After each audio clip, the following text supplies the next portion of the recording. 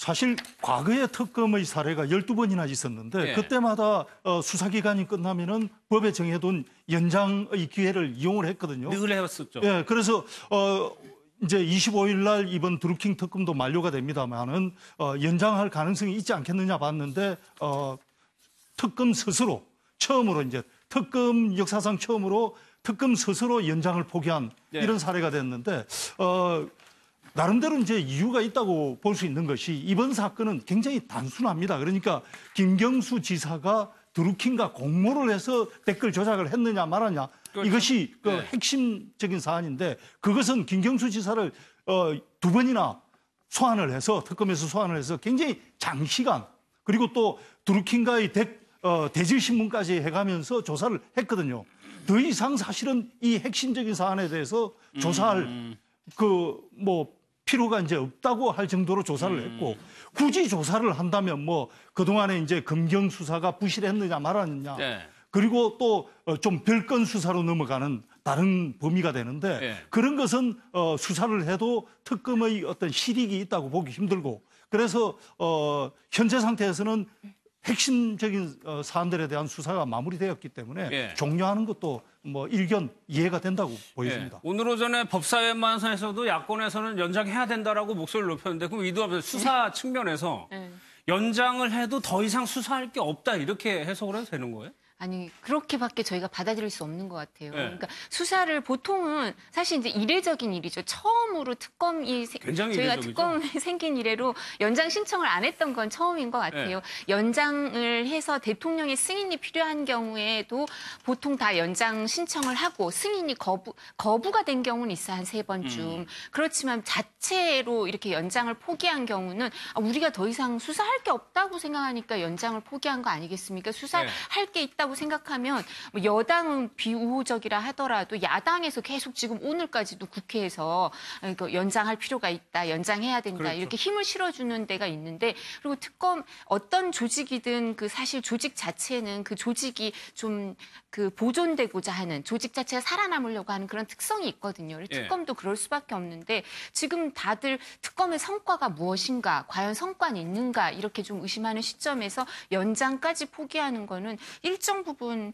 이렇게 능력이 좀 부족하다 아니면 더 이상 의지가 없다 이런 식으로 비춰질 수도 있어서 앞으로도 이런 사례가 있을지 모르겠는데 너무 이례적이죠. 알겠습니다. 그럼 신 변호사님 어제 같은 보도 같은 경우는 킹크랩 시연회를 했다는 보도가 나왔단 말이에요. 그러면 김경수 지사에 대해서는 불구속 기소로 마무리가 되는 겁니까? 일단은 법원에서 영장을 기각했기 때문에 그 부분에 대해서는 근데 기소 의견이라고 이미 특검이 밝혔기 때문에 불구속 기소 의견으로 법원에 송치가 되겠죠. 근데 이제 그 킹크랩 시연 그 부분에 대해서 100만 원씩 받았다 그런 부분이 특검이 그 거짓 진술한 부분을 미리 알고 있었다 이런 얘기도 있어서 그 부분에 대해서 좀 더 검토해 보아야 될 것입니다. 그 부분을 한번 보겠습니다. 이게 특검이 드루킹 일당의 진술에만 의존한 거 아니야? 이 100만 원 하정평론 이게 어떤 내용이냐면은 100만 원을 줬다라는 게 모의해가지고 진술을 했다는 얘기거든요. 그러니까 이제 사람들이 충격을 받고 있는 부분이 있는 건데 드루킹 일당이 처음에 킹크랩 시연을 할 당시에 김경수 지사가 수고비 쪽으로 100만 원을 줬다. 드루킹 측에게 그렇게 주장을 했었는데 그게 거짓 주장인 것으로 지금 정리가 되고 있는데 어떤 점이 사람들이 지금 놀라고 있느냐면 특검 측에서 처음부터 그것을 알았던 것이 아니냐.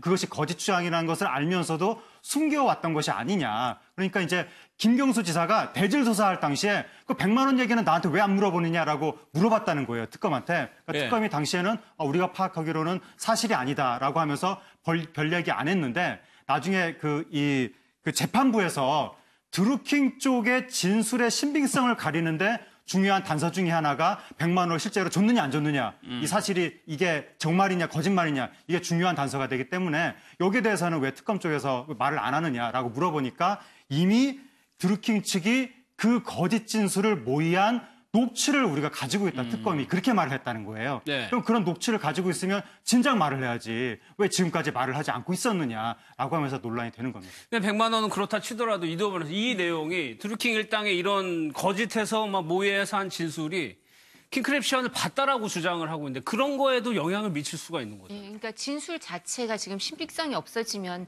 나머지 그 드루킹 측과 김경수 지사 측의 그 어긋나는 진술 있죠. 이 네. 부분도 드루킹 측의 진술이 이제 흔들리게 되는 거죠. 근데 사실은 이제 김경수 지사도 그 전에 기자회견 할 때와 지금 이제 검찰에서 특검에서 하는 얘기가 좀 다르긴 하죠. 네, 좀 달라진 뭐 드루킹을 몇 번 안 만났다고 하다가 횟수가 또 늘어난 것도 있고 그리고 또 잘 몰랐다고 하다가 뭐 그 정책 자문까지 받은 사실도 드러나고 이러지만 수사기관에서 진술한 걸로 이제 법원은 판단하게 되거든요, 주로. 근데 수사기관에서는 제가 보니까 거의 일관성 있게 진술을 한 것 같아요, 이제 김경수 지사는. 근데 드루킹 측에서 수사기관에서 진술을 번복한다면 계속 그 진술이 바뀌면 구체적이고 일관성이 없으면 그 진술의 신빙성이 좀 무너지게 되거든요.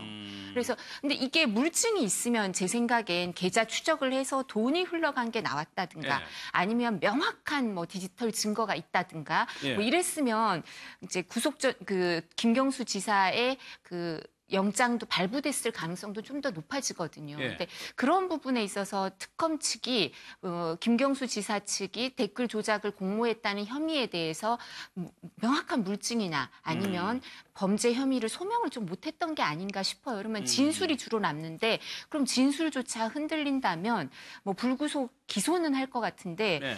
법원에서도 어떻게 될지 또 지켜봐야 되겠죠. 그러니까 김경수 지사가 정치적으로 도의적으로 말을 바꿨다 이런 거하고 상관없이 예. 이제 법률적으로는 법원에서 또 사실 기소가 되더라도 어떻게 될지 그럴 잘 가능성이 모르겠어요. 있겠네요. 예. 알겠습니다.